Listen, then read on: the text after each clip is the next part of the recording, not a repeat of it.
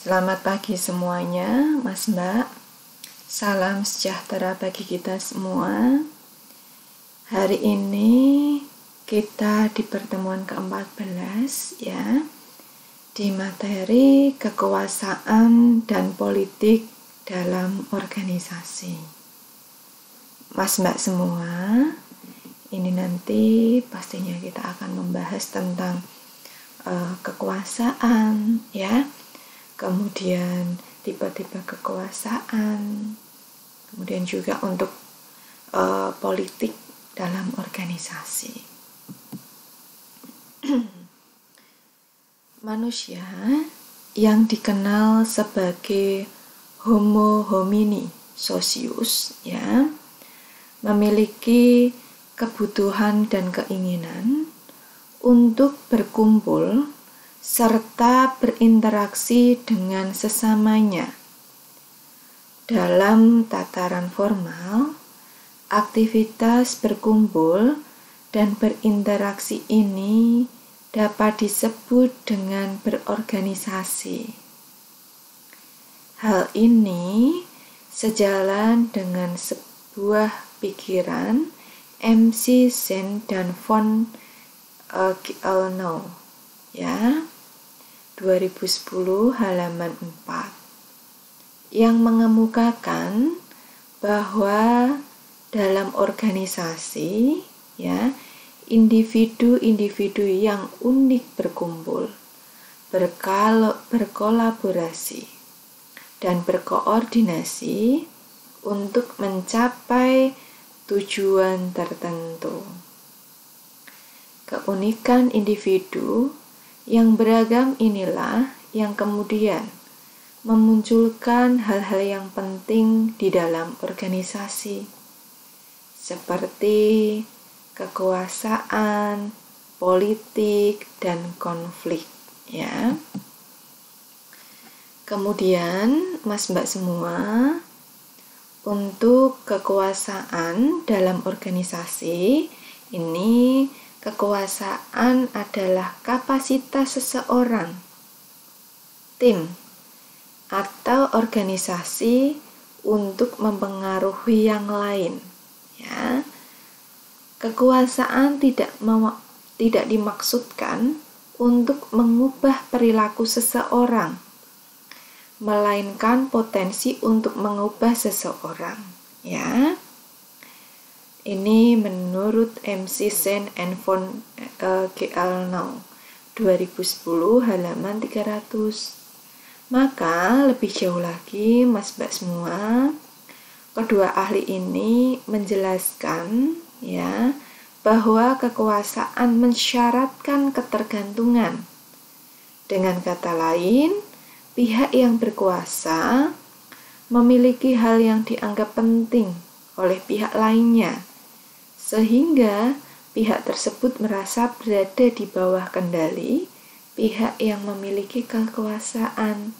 Ya, Mas Mbak semua perlu Anda ingat bahwa kekuasaan itu pastinya ya, di mana di dalam tim itu ya, mempengaruhi yang lain ya. Jadi kekuasaan juga bisa mengubah perilaku seseorang ya. Jadi kekuasaan itu juga bisa merubah perilaku seseorang. Kemudian, seseorang dapat dikatakan memiliki kekuasaan terhadap orang lain jika ia dapat mengontrol perilaku orang lain. Nah, ya. Jadi Mas Mbak semua, ketika seseorang itu ya memiliki kekuasaan, pastinya ia itu dapat mengontrol perilaku orang lain ya. Kekuasaan adalah hubungan non-resiprokal antara dua orang atau lebih ya. Non-resiprokal di dalam konteks ini dapat diartikan sebagai ketidakseimbangan kuasa yang dimiliki oleh individu yang satu dan individu yang lain. Dengan kata lain, ya, dua pihak yang memiliki hubungan non-resiprokal, ya, mungkin saja tidak memiliki kekuasaan yang sama di dalam wilayah yang sama. Ini menurut Brown and Gilman 2003 halaman 158.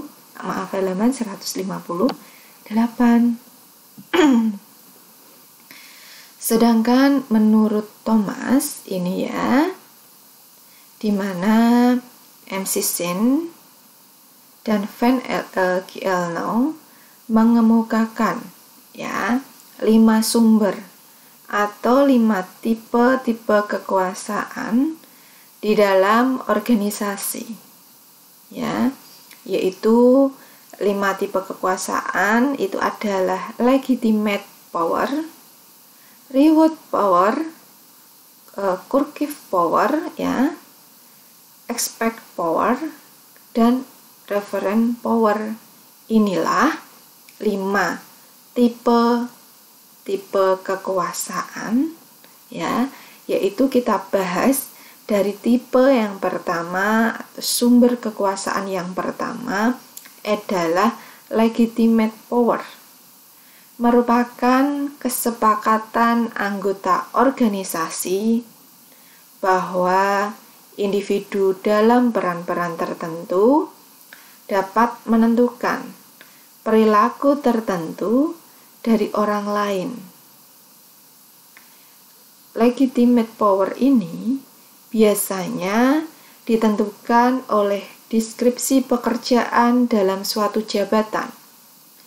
Misalnya, seorang atasan memiliki kekuasaan untuk meminta bawahannya melaksanakan tugas-tugas organisasi sesuai dengan kapasitasnya, ya. Jadi, Mas Mbak semua, di dalam organisasi itu pastinya ada atasan, ya, ada bawahan. Di mana untuk suatu jabatan itu pastinya untuk atasan ya memberikan tugas ya kepada bawahan dan bawahannya melaksanakan tugas sesuai dengan kapasitasnya. Kemudian reward power. Reward power adalah kekuasaan untuk mengontrol atau memberikan penghargaan kepada pihak lain.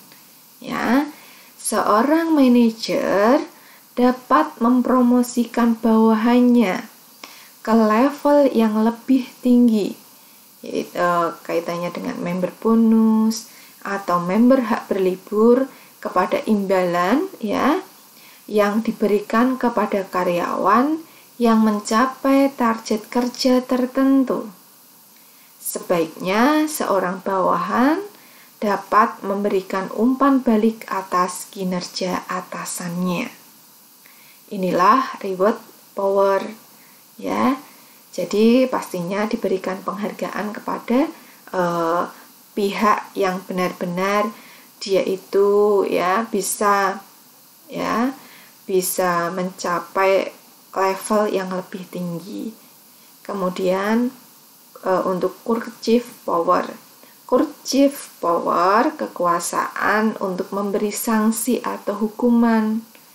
Contoh untuk cursive power adalah seorang atasan memiliki kekuasaan untuk memberikan sanksi kepada bawahannya yang terbukti memiliki kesalahan fatal yang merugikan organisasi. Kemudian ya, untuk expert power adalah kekuasaan yang berhubungan dengan kemampuan, keahlian, atau pengetahuan yang dimiliki oleh individu.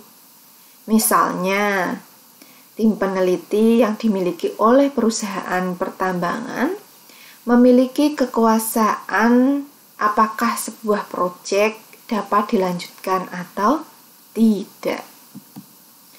Kemudian ya, referent power. Referent power ini adalah kekuasaan yang diasosiasikan dengan karisma seseorang.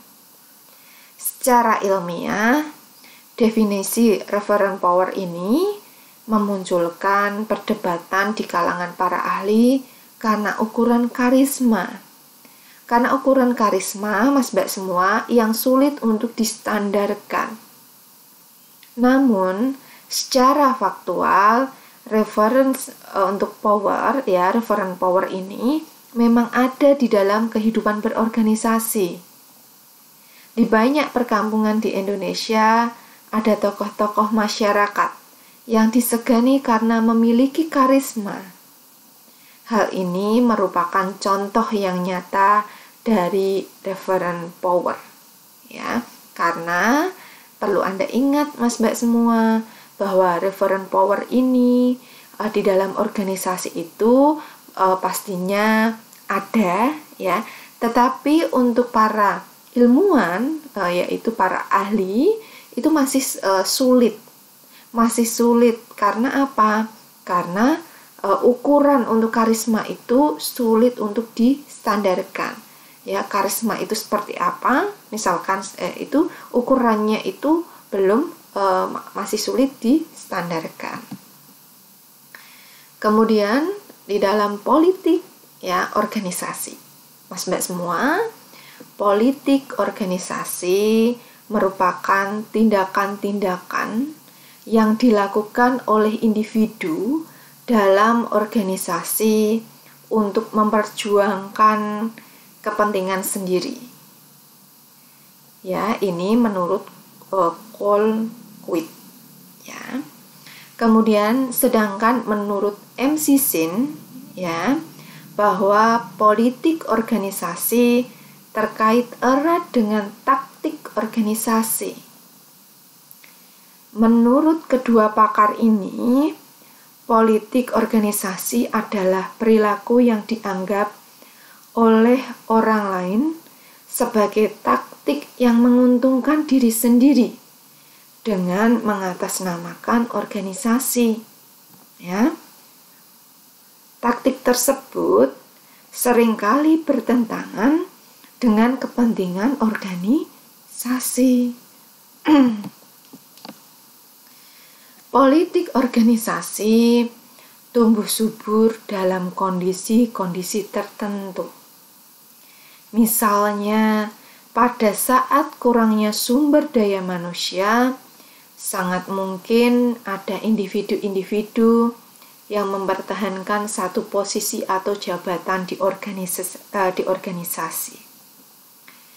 Secara faktual, politik organisasi bukanlah merupakan suatu hal yang tabu bagi orang-orang tertentu. Hal ini merupakan imbas dari berkumpulnya banyak individu di dalam organisasi. Semakin banyak individu di dalam organisasi, semakin banyak pula daya tarik-menarik kepentingan di dalam organisasi tersebut.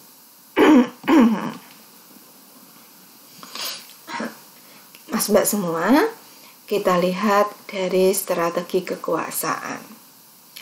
Strategi kekuasaan ini dari tahap yang pertama kita lihat, ya Mas Mbak semua, atasan dan bawahan itu saling berupaya menciptakan mempengaruhi. Ya, jadi untuk strategi kekuasaan ini pastinya untuk tahap pertama itu atasan dan bawahan itu saling berupaya menciptakan saling mempengaruhi. Kemudian untuk tahap 2, atasan dan bawahan saling berupaya menciptakan rasa ketergantungan. Tahap 3, tercipta sistem kepatuhan dan loyalitas. Tahap 4, jika gagal atau tidak terjadi kepatuhan atau ketidakloyalitasan, maka dipergunakan otoritas atau kewenangan kekuasaan sebagai bagian perilaku politik. Inilah Mas Mbak semua tahapan-tahapan di mana tahap 1 sampai tahap 4 ini digunakan di dalam strategi kekuasaan. Untuk taktik kekuasaan, Mas Mbak semua, pastinya cara-cara yang ditempuh individu untuk menerjemahkan sumber kekuasaan menjadi tindakan yang spesifik. Itu adalah kita lihat dari ketika manajer mempengaruhi atasan itu menggunakan penalaran. Kemudian ketika manajer mempengaruhi bawahan juga menggunakan penalaran. Ya. Maka dilihat dulu dari atasan itu koalisi. Jadi ketika manajer mempengaruhi bawahan itu menggunakan ketegasan. Ya, tindakannya. Kemudian ketika manajer mempengaruhi atasan itu menggunakan persahabatan, ya, di manajer mempengaruhi bawahannya itu juga menggunakan persahabatan, ya. Kemudian di sini untuk manajer mempengaruhi atasan itu tawar menawar, manajer mempengaruhi bawahan juga dengan tindakan tawar-menawar. Kemudian untuk manajer mempengaruhi atasan itu menggunakan ketegasan. Ya. Pastinya di dalam ketegasan ini digunakan manajer untuk mempengaruhi atasan, Mas Mbak semua. Kemudian ya untuk manajer mempengaruhi bawahan itu otoritas atasan. Ya. Kemudian sama di dalam manajer mempengaruhi atasan juga otoritas atasan. Tetapi yang membedakan adalah ketika manajer mempengaruhi bawahan ini ada tindakan yang spesifik yaitu sanksi, tetapi manajer mempengaruhi atasan tidak menggunakan sanksi, tidak ada sanksi. Ya, perlu Anda ingat. Paling populer itu menunjukkan arah panah ke atas, untuk kurang populer itu ke bawah, ya Mas Mbak semua. Kemudian untuk penalaran, ini di mana penalaran itu menggunakan fakta dan data untuk membuat penyajian gagasan yang logis atau rasional. Persahabatan itu menggunakan sanjungan, rendah hati sebelum mengajukan permintaan. Koalisi itu mencari dukungan orang lain untuk mendukung permintaan. Tawar-menawar itu melakukan perundingan lewat pertukaran manfaat atau kepentingan. Ketegasan itu menggunakan aturan sebagai dasar kepatuhan. Otoritas lebih tinggi, nah adanya sanksi. Kemudian kita lihat ya dari politik, Mas Mbak semua. Politik adalah kekuasaan yang tindakan adalah fakta kehidupan dalam organisasi. Penggunaan kekuasaan untuk mempengaruhi pengambilan keputusan dalam organisasi adalah atau perilaku anggota yang secara organisasional tidak bersanksi, ya. Kemudian Anda bisa mengetahui contoh perilaku politik, Mas Mbak semua, yaitu memahami informasi utama dari pengambil keputusan, ya. Kemudian penyebaran desas-desus, pembocoran informasi rahasia mengenai kegiatan informasi ke media massa. Kemudian mengeluh kepada penyelia, membangun koalisi, melaksanakan aturan secara berlebihan. Perilaku politik tidak sah yang melanggar aturan yang tersirat dari aturan permainan. Kemudian setelah kita tahu ya contoh politiknya, Kemudian untuk taktik memainkan politik di dalam organisasi. Ya. Meningkatkan ketidakmampuan atau alternatif pengganti. Meningkatkan kedekatan dengan pemimpin, manajer yang berkuasa. Kemudian membangun koalisi, konspirasi, dan kooptasi. Mempengaruhi proses pengambilan keputusan, tidak mengendalikan agenda dan menghadirkan ahli dari luar. Menyalahkan atau menyerang pihak lain dengan isu atau penciptaan opini. Memanipulasi informasi, ya. Ini perlu digunakan di dalam taktik memainkan politik dalam organisasi. Kemudian menciptakan dan menjaga image yang baik atau terpuji. Kemudian, Mas Mbak semua, setelah kita memahami dari kekuasaan, ya, kemudian memahami dari politik. Nah, sekarang kita lihat dari definisi kepemimpinan.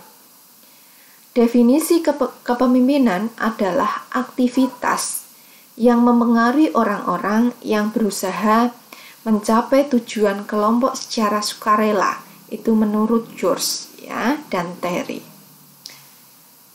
Pengaruh antar pribadi dilakukan dalam suatu situasi dan diarahkan melalui proses komunikasi pada pencapaian tujuan atau tujuan-tujuan tertentu.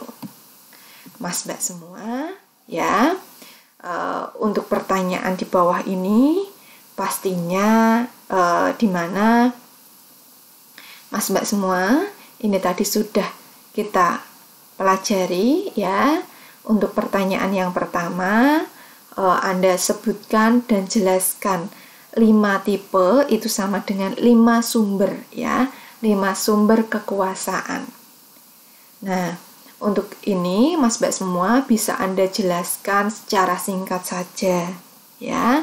Anda menyebutkan dan menjelaskan 5 tipe atau 5 sumber kekuasaan itu secara singkat saja. 2. Jelaskan tahapan strategi kekuasaan, ya. Anda jelaskan untuk tahapan strategi kekuasaan. Oke, Mas Mbak semua, terima kasih atas perhatiannya. Semoga materi yang Bu Siti sampaikan ini tadi, ya, bermanfaat buat Anda. Mas Mbak semua, jangan lupa, ya, login di Siakat untuk pertemuan ke-14 ini, ya, di materi, ya, kekuasaan dan politik dalam organisasi. Mas Mbak semua, terima kasih atas perhatiannya. Selamat pagi. Wassalamualaikum warahmatullahi wabarakatuh.